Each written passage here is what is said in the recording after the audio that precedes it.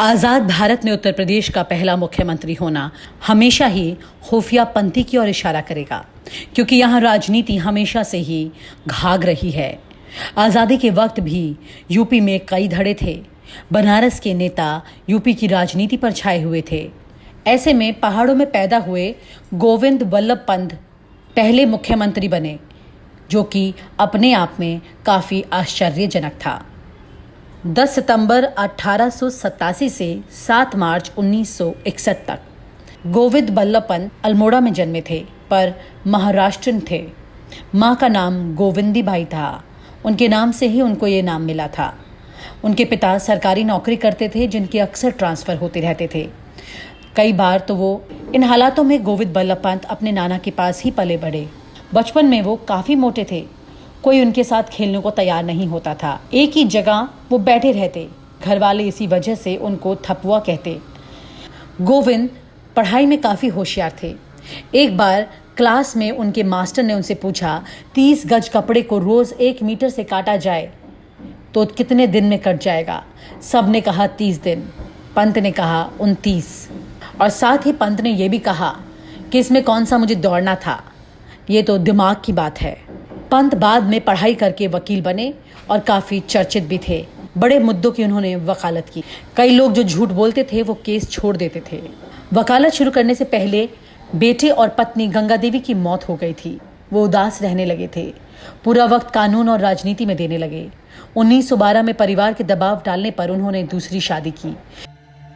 यूं ही नहीं, मैं बन जाता हूं। रोज पहले किरण का छोर ढूंढने निकल जाता हूं। धूप छांव दिन रात की परवाह किए बिना पढ़ता जाता हूं। तब कहीं उस उम्दा अनुभव को दुनिया तक पहुंचा पाता हूं। यूं ही नहीं, मैं रजनीगंधा बन जाता हूं। लेकिन ये खुशी भी उन्हें ज़्यादा वक्त तक नहीं मिली।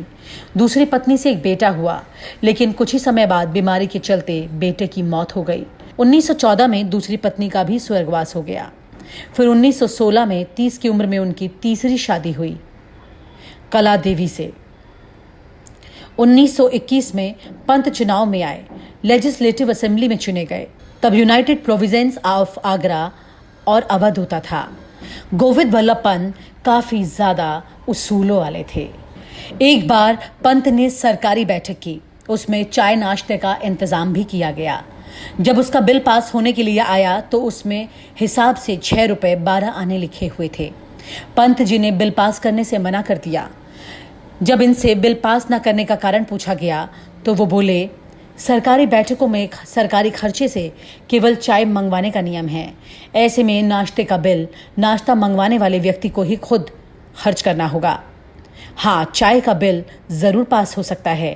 अधिकारियों ने उनसे कहा, कभी कभी चाय के साथ नाश्ता मंगवाने में कोई हर्ज नहीं है। ऐसे में उनसे बिल पास कराना कोई गुनाह नहीं होगा। उस दिन चाय के साथ नाश्ता पंत की बैठक में आया था। कुछ सोचकर पंत ने अपनी जेब से रुपए निकाले और बोले, चाय का बिल पास हो सकता है, लेकिन नाश्ते का नहीं।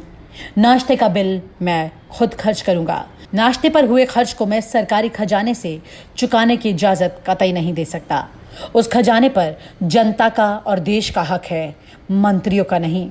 बस इसके बाद तो सभी अधिकारी चुप हो गए। है ना गजब का किस्सा।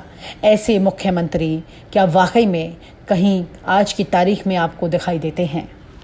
और आप हमसे जुड़े रहने के लिए सब्सक्राइब करें YouTube पर, फॉलो करें Twitter पर और लाइक करें Facebook पर। और ज्यादा जानकारी के लिए न्यूज़ नशा की वेबसाइट पर जाएं। आपको टाइप करना होगा सिर्फ न्यूज़ नशा।